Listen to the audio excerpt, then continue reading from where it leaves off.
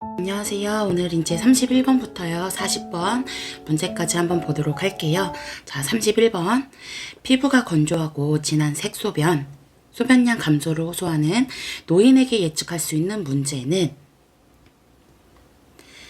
딱 봐도 우리가 탈수 정답으로 고를 수가 있어요. 만약에 이걸 헷갈린다고 하면 4번이랑 헷갈리셨을 것 같은데요. 요붕증은 뭐냐면요. 일단 어떤 호르몬이랑 관련이 있죠? 그쵸? 항이뇨 호르몬이랑 관련이 있습니다. 얘가 수분 재흡수를 도와주는 놈이거든요. 그래서 우리 몸의 수분이 부족할 때, 체내의 수분이 부족할 때 그런 경우에 이 항이뇨 호르몬이 증가해서 수분을 재흡수시켜 주거든요. 그런데 이런 요붕증 같은 경우는 이 항이뇨 호르몬에 문제가 생긴 거예요. 항이뇨 호르몬이 결핍이 돼서 수분 재흡수가 잘 되지 않아요. 문제가 발생해서 소변도 많이 본다라고 생각하시면 돼요. 요붕증은 항이뇨 호르몬에 결핍이 생겨서 소변을 많이 본다. 소변량이 증가한다. 그래서 정답은 이제 될 수가 없거든요. 자, 그 다음에 또 가볼게요. 더 그럼 추가적으로 항이뇨 호르몬은 어디에서 분비되죠? 그죠? 제가 뇌하수체 후엽에서 분비되는 게 두 개가 있다. 옥항상제에 있다고 했어요. 후엽에서 분비, 옥항상제. 하나는 옥시토신, 또 하나는 항이뇨 호르몬이었죠. 옥시토신 같은 경우는 자궁수축 호르몬이라고도 해요. 그리고 또 우리 몸에 후엽에서 분비되기도 하지만 분만할 때요. 유도분만제 또는 분만 유도제로도 쓸 수 있다라고 생각하시면 됩니다. 제가 그 비뇨기계, 성인간호 비뇨기계 얘기하면서 이런 걸 얘기를 했었어요. 자, 일단 소변을 만들어주는 곳이 어디죠? 신장. 아, 그놈이 참 신통방통하구나. 신통방통이 아니라 신요방뇨라고 해서 신장, 요감, 방광, 요도. 신장에서 만들어서 요도로 배출이 되죠. 자, 신장은 우리 몸에서 뭐 소변도 형성하고 수분 전해질도 조절하고 하잖아요. 혈압도 조절하기도 하고요. 자, 이렇게 소변량이 감소됐을 때 우리 몸에서 나타나는 반응들이 있었잖아요. 자, 이런 경우에 몸에 탈수가 나타날 수 있어요. 수분을 다시 재흡수시켜라. 항이뇨 호르몬 증가한다. 소변을 봤더니 요 비중 높다라고 해서 반대로 움직인다고 얘기했었죠. 이거 얘기하면서 우리 비교해서 같이 또 반대로 움직이는 게 뭐가 있었냐. 2교시 보건간호 쪽에 수질 오염과 관련해서요. 디오는 용존산소를 이야기하는데 얘는 디오 수치가 높으면 깨끗한 물이라고 했거든요. 얘랑은 무조건 나머지는 다 반대라고 했었잖아요. 디오 수치가 높다, 깨끗하다. 그러면 이런 경우에는 BOD 낮고 COD 낮고 뭐 녹조, 적조, 부영양화 다 낮다고 얘기했었죠. 여기에 그 소변량이 적다라고 나오잖아요. 자, 그러면 소변량이 도대체 얼마나 적으면 핍뇨 결핍된 걸로 이야기를 했었냐. 제가 시간당과 하루가 기준이 달랐었잖아요. 획수 세라고 했었어요. 시간당 하나 둘 셋 30 하루 1, 2, 3, 4, 5 500 이렇게 해서 기억하자고 했었어요. 하루는 24시간 이라고도 나오기 때문에 이것도 같이 기억해 주시고, 자, 이런 경우에는요, 시간당 30 이하다, 하루 소변량이 500 이하다, 이런 경우에는 핍뇨 기준이 돼요. 자, 그럼 문효는 뭐라고 했어요? 네, 100 이하거든요. 여기 하루 보는 게 100 이하인데 우리 간호조무사 시험에서는 100보다 낮은 숫자인 뭐 80 이렇게 해서 기준으로 잘 나오니까 이거를 기억을 해주자고 했고요. 자, 여기에서는 핍뇨 같은 경우는 500 이하일 때가 기준이 되는데 그러면 500 이상이 문제가 되는 것들도 있었잖아요. 또 뭐가 있었죠? 그쵸, 이거는 산후출혈량. 야, 또 뭐 있어요? 네, 그쵸, 양수과소증. 그래서 같이 우리 이거 얘기를 했었습니다. 자, 그 다음에요, 중요하니까 또 나머지 몇 개만 더 볼게요. 여기 아까 이제 소변과 관련해서 신장. 우리 신장 기능 검사 볼 수 있는 거 뭐였죠? 수술 전에 환자의 신장 기능을 확인한다. 그쵸? 혈액 요소 질소 검사라고 해서 비유엔 크레아틴인 있었죠? 이거 기억을 해주시고요. 자, 그 다음에 나머지에서 요실금. 내 의지랑 자신의 의지랑 상관없이요. 밖으로 체외로 소변이 나가는 거고요. 여자가 많다라고 얘기를 했었는데 이런 요실금이 있을 때요. 요실금. 수분 섭취 어떻게 해야 된다고 했죠? 그쵸. 충분한 수분 섭취해야 된다. 수분 제한하면 안 돼요. 충분한 수분 섭취. 그리고 습기가 문제가 되기 때문에 뭐 회음부, 요실금 간호로 중요한 거 회음부 공기 중에 자주 노출시켜준다. 그 다음에 뭐 규칙적으로 화장실 갈 수 있게 해주고 골반 근육 강화 운동인 케겔 운동 이런 거 도움이 된다고 얘기를 했었죠. 우리 신장에서 소변은 만들어요. 근데 방광을 비우는 능력이 부족한 거 뭐였죠? 그쵸. 정체된다라고 해서 그거는 요정체라고 하죠. 요정체, 요실금 다른 거죠. 정상 소변에서 보이면 안 되는 것들도 있잖아요. 4개. 포도당, 케톤, 단백질, 빌리루빈. 빌리루빈 검사.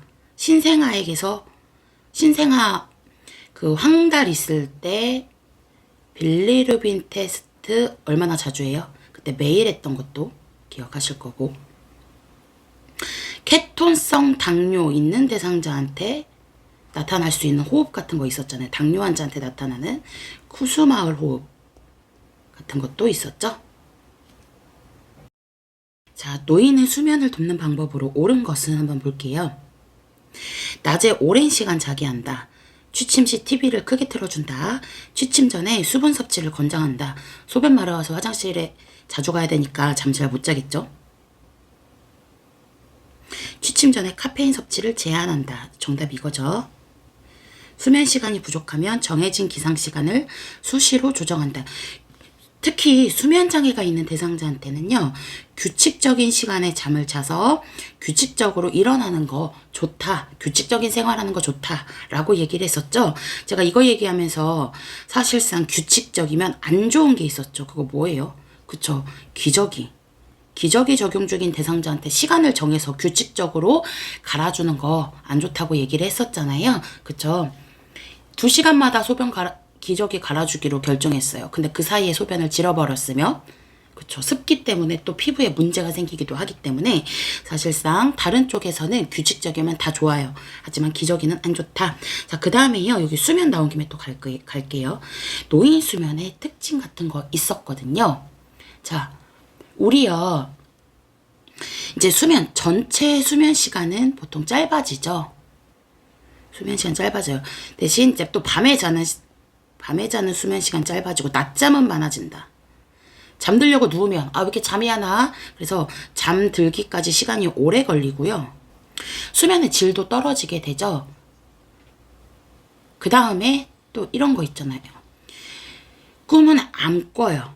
꿈은 안 꾸는 단계고요. 비렘 3, 4단계에서 우리 잠든 지 15분 정도에 나타나는 건데요. 뭐 목유증, 유뇨증 나타난다. 비렘 3, 4단계, 꿈은 안 꾸는 단계. 그럼 꿈꾸는 단계는 뭐예요? 몇 단계예요? 그쵸. 그건 비렘이 아니에요. 렘 단계, 렘 수면이라고 해서 5단계. 그쵸. 꿈꾸는 단계였던 거 이것도 같이 기억을 해주세요. 자, 33번. 응급과 관련된 내용이잖아요. 응급도 제가 응급 한 장 정리 찍어 놨었고요. 그 다음에 자료 원하시는 선생님들 블로그에 있으니까 앞뒤에 한 장이거든요. 중요한 내용들만 모아서 정리를 했어요. 특히 심폐소생술은 너무 중요해서 순서, 그 다음에 뭐 패드 붙이는 거, 뭐 몇 대 몇으로 가슴 압박하고 호흡 확인하고 이런 것들 반드시 기억을 하셔야 되는데요. 자, 가슴 압박과 관련된 거. 환자의 등에 푹신한 베개를 대준다. 가슴을 분당 30회. 이거 많이 속죠. 이거 아마 이것 때문에 많이 틀리셨을 것 같은데 이거 아닙니다. 분당 30회가 아니고요. 5번. 매 가슴 압박 후 가슴이 원래 상태로 완전히 이완되게 한다. 일단 자, 그럼 우리 봅니다. 심폐소생술을 무턱대고 하는 게 아니잖아요. 자, 처음에 하는 단계, 처음에 뭐 하죠? 환자, 대상자, 의식 사정한다. 반응을 확인한다. 호흡, 맥박 확인 같은 거 할 수 있죠. 맥박 확인, 대상자 상태를 확인하는 거예요. 그 다음에 이제 가슴 압박 들어가고요. 인공호흡 하잖아요. 자, 의식사정. 일반적인 성인 어디를 두드려요? 그쵸? 환자의 어깨 두드리면서 상태 확인하죠. 그럼 신생 아이들은 어디 확인해요? 발바닥 두드리죠. 성인, 어른 성인은 어깨 두드리면서 확인하고요. 자, 그 다음에 이제 호흡이랑 맥박을 가슴 압박 하기 전에 이제 호흡이 있는지 맥박이 있는지 확인을 하잖아요. 그러면 그런 경우에 성인한테는 경동맥에서 맥박 확인할 수 있어요. 영아, 뭐 상완동맥에서 확인할 수가 있죠.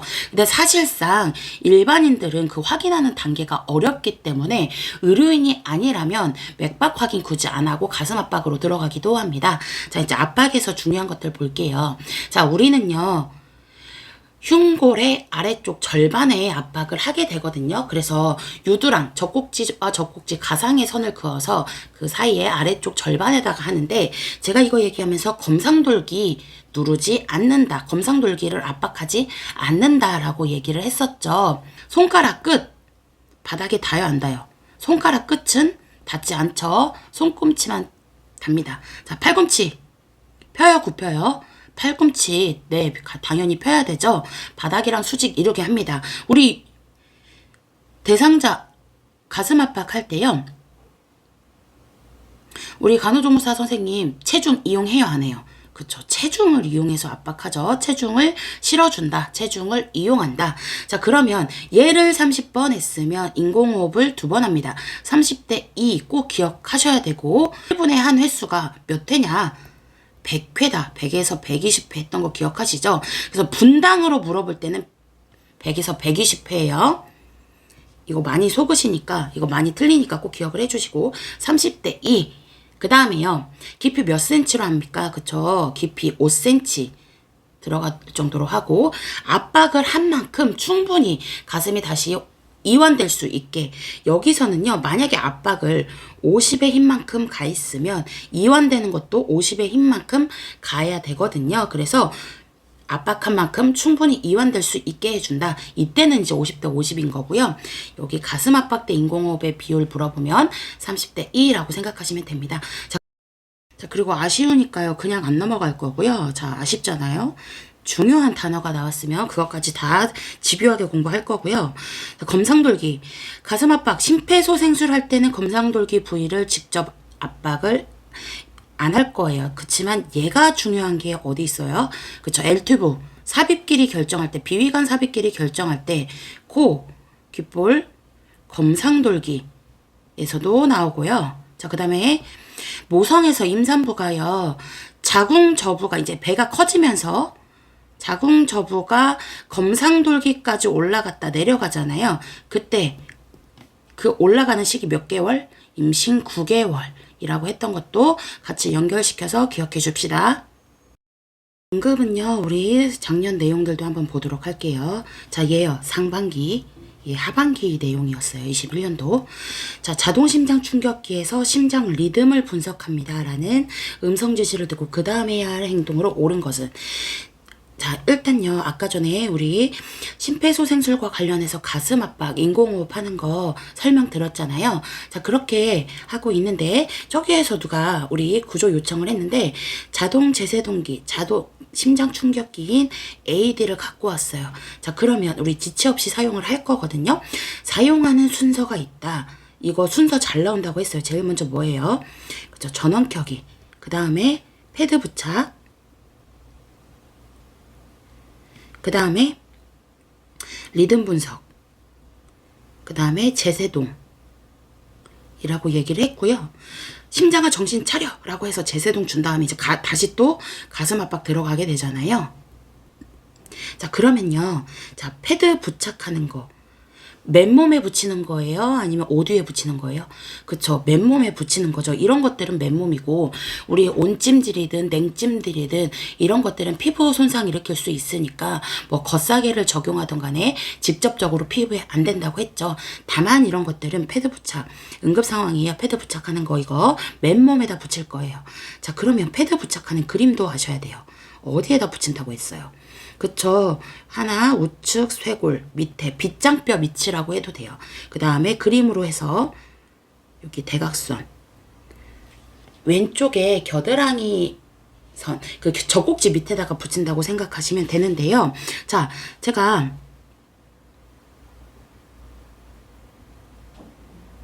이거 얘기하면서 쇄골 밑이다, 빗장뼈 아래다 라고 얘기하면서 제세동기 붙일 때, 패드 붙일 때는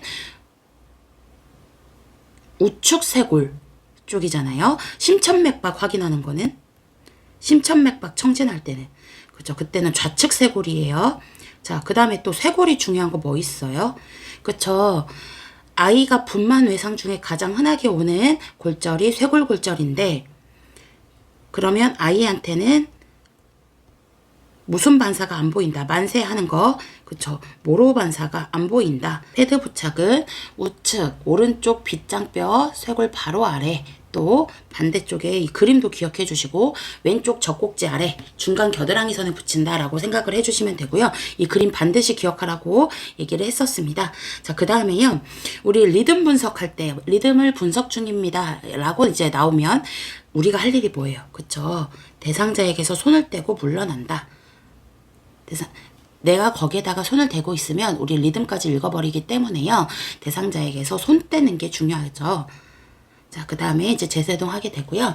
자, 그 다음 이제 우리 그 제세동이 필요한 경우만 제세동기의 그 버튼이 반짝이거든요. 그래서 보통 심장이 정신을 못 차리는 거 심실세동이라고 하는데 이제 이런 경우에 제세동을 시행할 수가 있어요. 하반기에는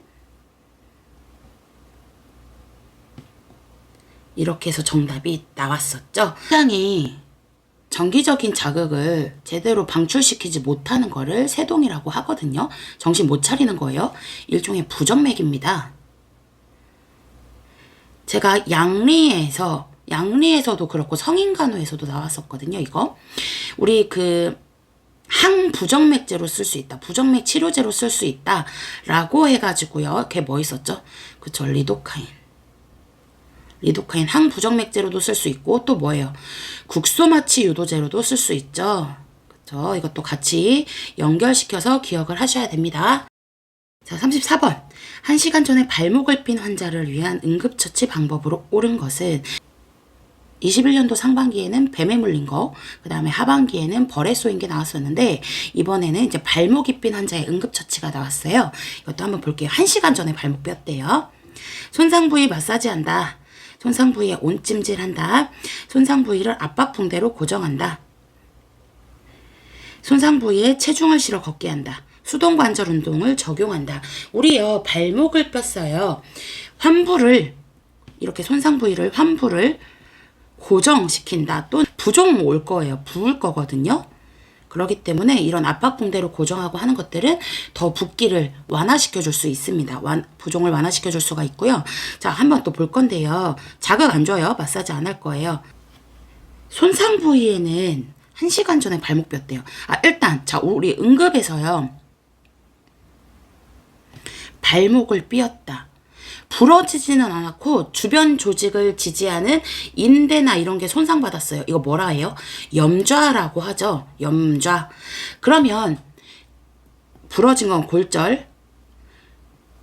자리를 이탈해서 벗어난 거. 뼈가 이탈했어요. 벗어났어요. 그렇죠. 뭐죠? 탈출 아니고 탈구라고 했던 것도 기억을 하실 건데요.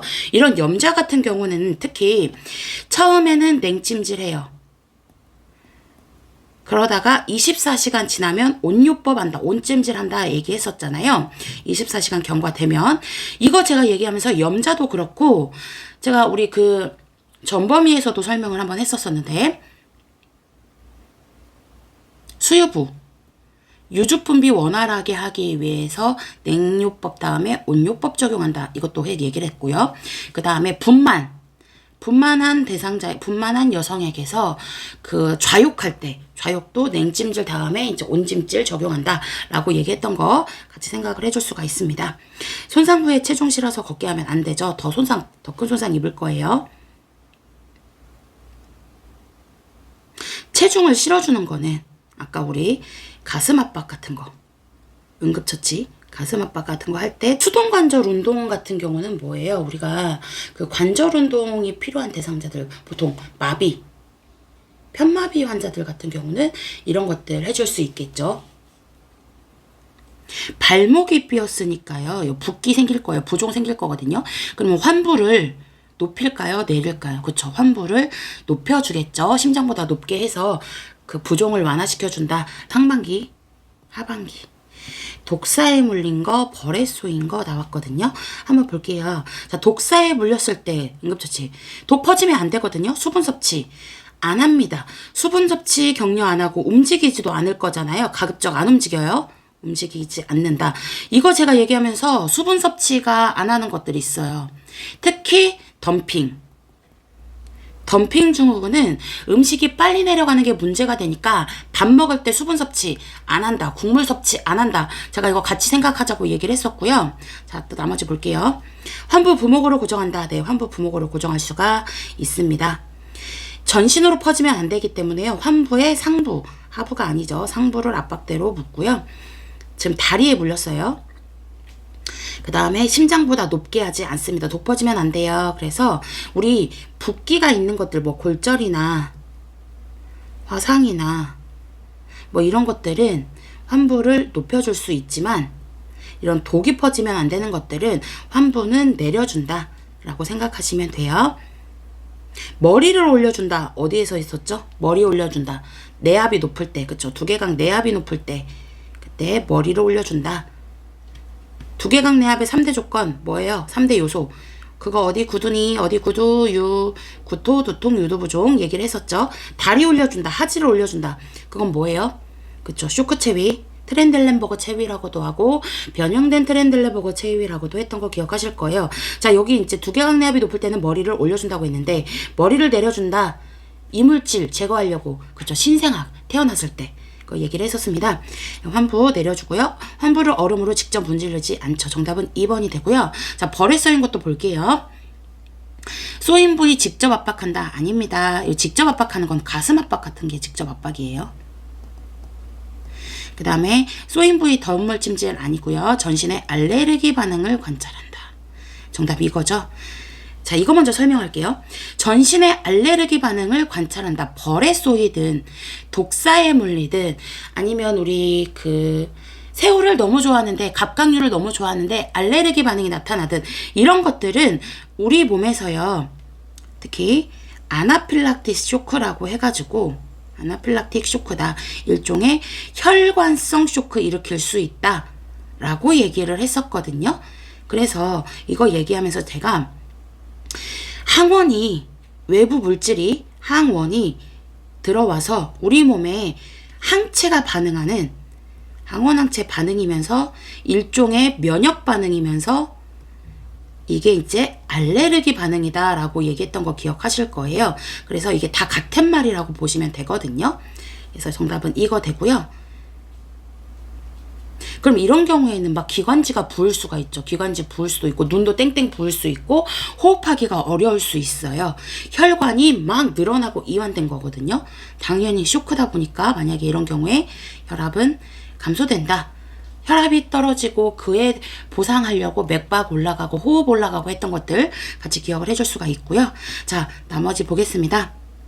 피부에 박힌 침, 족집게로 즉시 제거한다. 제가 벌에 쏘였을 때 핀셋, 족집게 이런 거 안 쓴다고 얘기를 했었죠. 자, 그러면 핀셋을 쓰는 게 있었잖아요. 저는 항상 이렇게 비교해서 공부를 하자고 얘기를 했었는데, 핀셋 5 가능하다. 자, 우리 한방에서요, 침을 넣었거든요, 피부에. 근데 그 피부에 넣은 침이 절단됐어요. 그 뭐라 하죠? 그쵸? 절침이라고 하잖아요. 절침. 그러면 그런 경우에는 핀셋을 이용하여 제거한다 얘기를 했었고, 자, 그 다음에 이거 치과기구에도 있어요. 핀셋이라고도 하고 커튼 플라이어라고도 합니다. 걔 역할이 뭐예요? 그쵸? 이물질을 빼거나 아니면 보형물을 집어넣는다거나 그런 역할을 한다고 했습니다. 무의식 환자가 구토를 할 때 우선적인 간호로 오른 거예요. 지금 의식이 없대요. 그러다 보니까 우리 이런 경우에 기도 확보하기 위해서요. 이물질이 들어가서 흡인하는 거 막기 위해서 옆으로 눕혀준다. 될 수가 있죠. 옆으로 눕혀준다나 이런 것들은 꼭 구토뿐만 아니라 뭐 경련하는 대상자도 막 입안에 이물질이나 입안에 침분비가 많아질 수가 있어요. 그러면 그럴 때도 옆으로 높여준다 또는 뭐 고개를 돌려준다. 고개를 옆으로 돌려준다. 하는 것들 정답으로 고를 수가 있습니다. 나머지 내용들은 뭐 당연히 아니고요. 우리 무의식 환자한테 이런 거 되나요? 체온 측정 나와서 얘기해 볼게요. 힘에 또 갑니다. 자, 체온. 체온은 우리가 뭐 구강 체온도 있고 직장 체온도 있고 애과 체온도 있고 뭐 이마 체온도 있고 여러 가지가 있잖아요. 특히 제가 신부 체온 반영한다 해서 그놈은 직장 체온 그리고 귀, 고막 체온 했던 것도 기억을 하실 거죠. 자, 특히 이 고막 체온 같은 경우는 체온 조절 중추랑 가깝다. 그래서 신부 체온을 잘 반영한다 라고 얘기를 했어요. 체온 조절 중추가 어디죠? 지상하부다 라는 얘기들도 했었습니다. 그 다음에요. 우리 배 마사지. 배를 마사지 해줄 수 있어요. 특히 침상 목욕 같은 거 할 때 복부 마사지 해줄 수가 있거든요. 대신 무슨 방향으로 해야 되죠? 그쵸? 시계 방향으로 한다. 장 모양이 그렇게 생겼으니까 시계 방향으로 한다. 배꼽 중심 시계 방향. 대신 우리 이런 거는요. 배는 마사지 안 한다. 복부는 제외하고 한다. 뭐였냐면요. 우리 미온수 목욕 같은 거 있어요. 미온수 스펀지 목욕 같은 거. 그런 거 할 때 설사 유발할 수 있어가지고 복부는 제외하고 한다 했던 거 기억하실 거예요. 그 다음에 뭐 임산부 복부에 배에다가 뜸 같은 거 안 한다. 그래서 배 X인 것들도 제가 얘기를 했었고요. 4번에 보니까 환희를 갈아입힌다 나와서 얘기를 하고 싶어요. 특히 옷 갈아입히기에서 마비 환자, 편마비 환자 옷 갈아입히기가 잘 나오거든요. 검버섯 임마라고 얘기를 했었어요.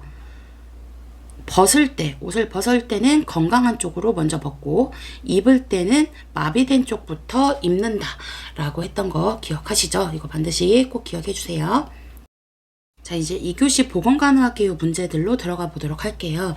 특히 2교시의 보건교육과 관련된 내용에서는 1년도 상반기 21년도 하반기 문제 풀이하면서 했던 것들 중에서 자세하게 설명했던 것들 가지치기로 해서 나갔던 것들 중에서 문제가 거의 똑같이 많이 나왔잖아요.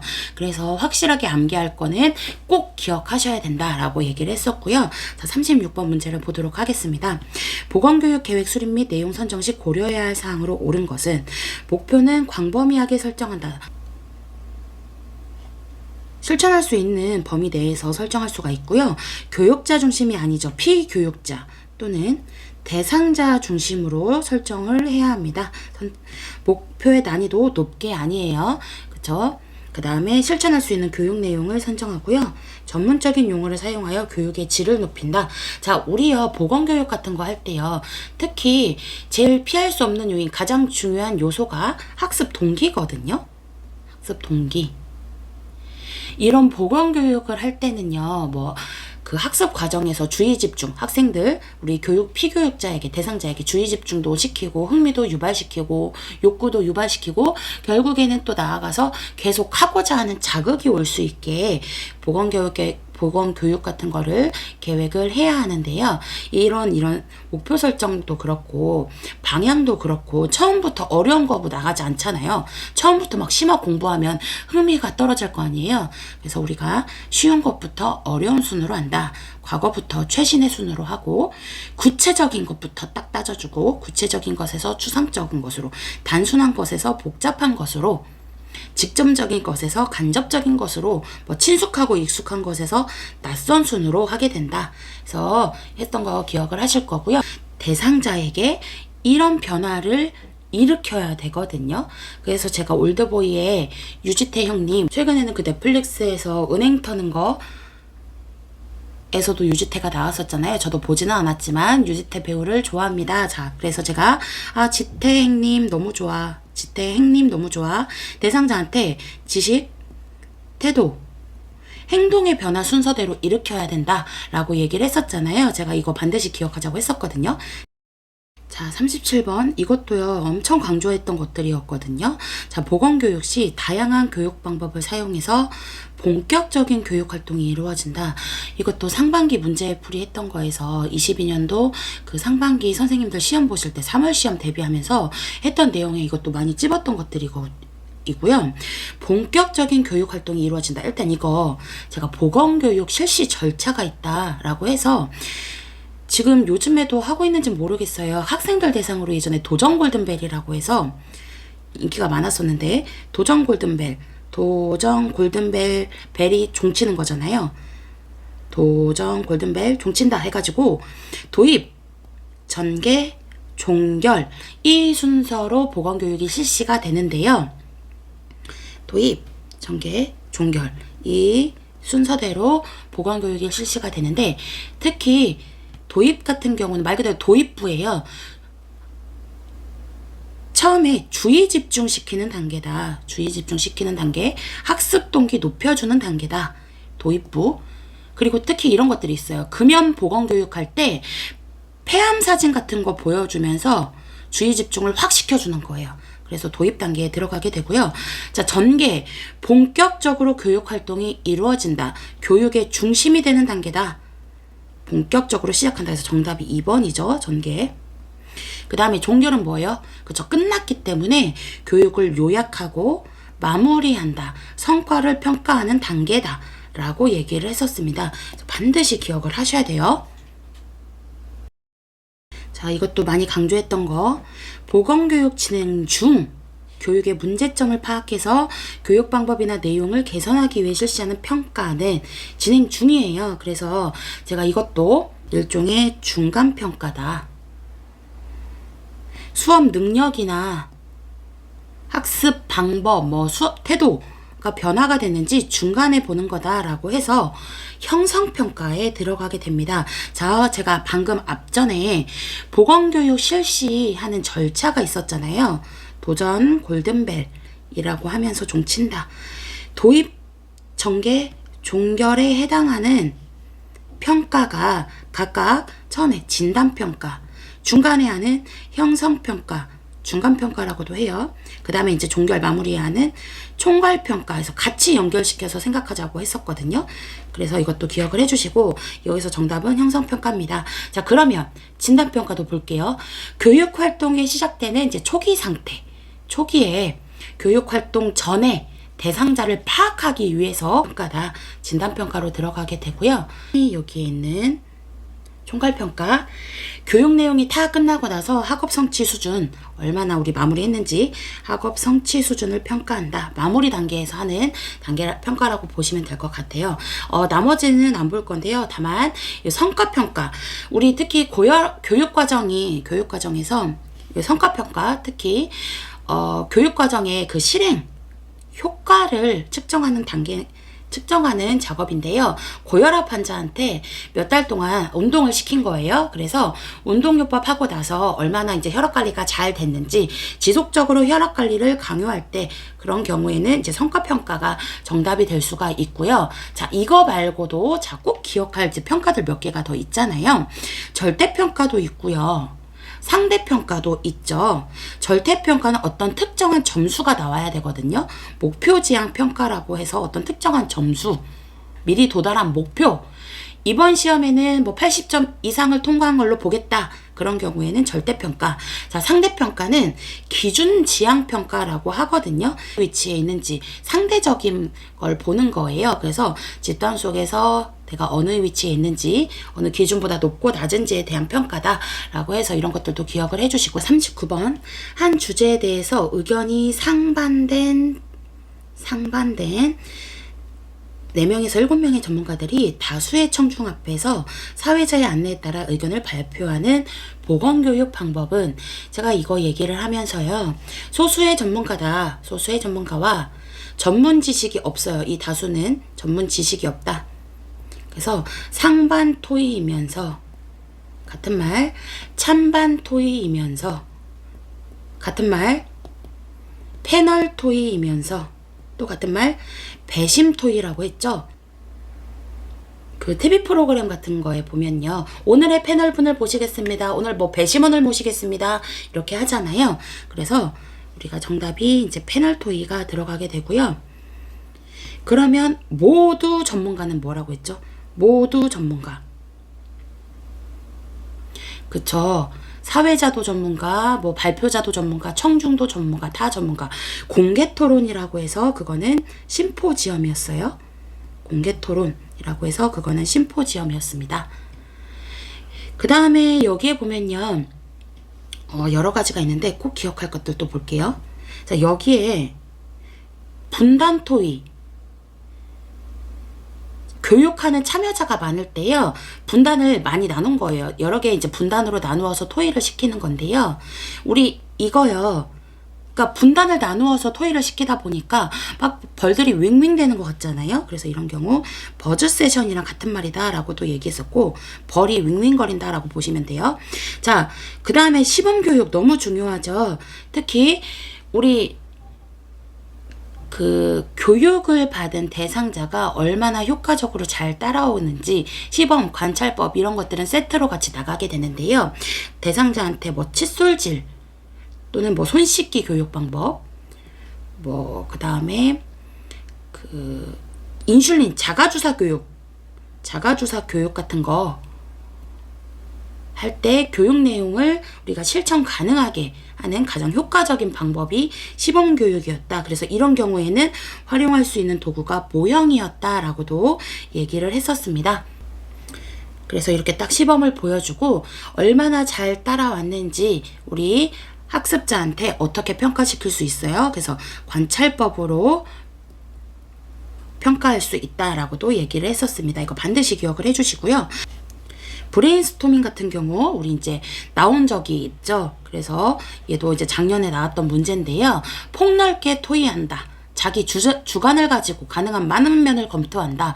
뭐 아이디어의 자유로운 흐름, 창의적인 아이디어. 대신 너무 막 자유롭고 창의적인 이야기들을 막 하다 보니까 토의에 초점이 어긋날 수도 있다. 뜬구름 잡는 소리 같은 거 할 수 있다 라고도 얘기를 했었죠.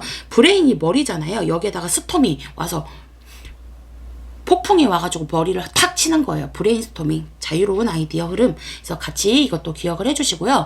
이거 말고도 또 뭐가 있을까요? 그쵸? 우리 그 역할극 같은 것도 있고요. 교육 방법 중에 그 감염병 같은 거 발생했을 때 가장 효과적으로 대중에게 빨리 알릴 수 있는 방송 매체, 이런 것들도 있고요. 대중매체라고도 하죠. 그 다음에 동영상 같은 거 삽입할 수 있는 파워포인트 같은 것들도 있고요. 그 다음에 요즘에는 쓰고 있는지 모르겠는데 투시 환등기라고 해서 OHP라고 해서 흑백으로도 사용 가능하다. 40번 볼게요. 우리나라 보건소에 대한 설명으로 옳은 것은, 보건소도 중요한 것들은 이제 많이 얘기를 했는데요. 자, 일단 보건소는요, 지방보건조직에 해당되죠. 지방보건조직에 해당이 되고요. 어디에 설치해요? 그쵸. 시군, 구에 설치하고, 여기 보건소 임용권자도 시군 구청장이라고 얘기를 했었죠. 보건소장님, 여러 가지 역할들 한다고 얘기를 했었죠. 그래서 이거 제가 얘기를 하면서 예방접종 후 이상반응자 명부 보관해야 하는 사람도 보건소장, 감염병 환자 명부 보관해야 하는 사람도 보건소장이라고 얘기를 했었고, 각각의 명부가 몇 년 보관하는지도 얘기를 했었어요. 의료기관에 소속되지 않은 의료인이나 우리 이런 사람들이 감염병 신고하려고 해요. 지역사회에서 발견했을 때 어디에 신고해요? 그쵸, 관할 보건소에 신고한다 라고도 얘기를 했었고요.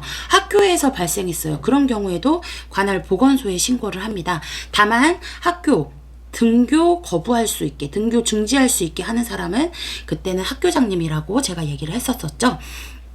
대표적인 이제 지방보건조직이고요. 지역사회에서 우리나라 보건사업 업무를 최말단에서 담당하고 있는 행정기관이다. 보건소도 있고 보건지소도 있고 의료원, 보건진료소까지가 있는데 특히 보건소는 제가 이 법이 나오면 무조건 이거다. 지역보건법이라고 얘기를 했었어요. 지역보건법 나오면 무조건 보건소다 라고 얘기를 했었고요. 그 다음에 매년 지역보건의료계획을 수립하는 거는 여기 시군구청장, 시군구에서 수립을 합니다. 그 다음에요, 우리 정답은 4번이거든요. 건강 친화적인 지역사회 여건 조성의 업무를 수행한다. 어렵지 않게 나온 문제고요. 이 시군구. 그 다음에 또 나온 김에 할게요. 우리요, 그 중앙보건조직. 자, 중앙보건조직은 당연히 뭐예요? 중앙보건조직. 그쵸, 보건복지부잖아요.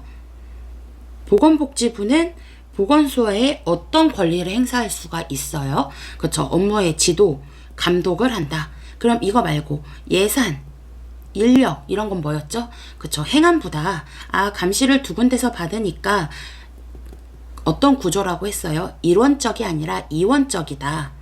다원적인 행정구조다 라고도 얘기를 했었고, 특히 이 보건복지부 안에는요, 보건복지부 안에 우리 간호조무사 선생님의 보수교육을 담당한다. 간호조무사에 관한 사항이 들어가 있다. 무슨 정책과였어요? 간호정책과. 이것도 법이 개정된 거기 때문에 제가 반드시 기억하자고 얘기를 했죠. 보조교육 매년 8시간 받는 것들도 얘기를 했었습니다.